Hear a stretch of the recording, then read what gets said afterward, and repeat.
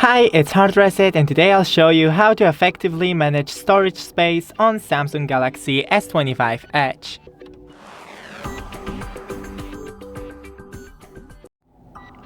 So, first open My Files and go to Manage Store. Here you have Recycle Bin that you can empty. My Files. Here you can select all items, for example, and delete all. You can do it the same with other things in Recycle Bin. Here you have unused apps, but I don't have any. Duplicate files, large files that you can all delete. And here you have how many storage are used right now and what uses the most storage. That's it. Don't forget to leave a like and see you in the next one.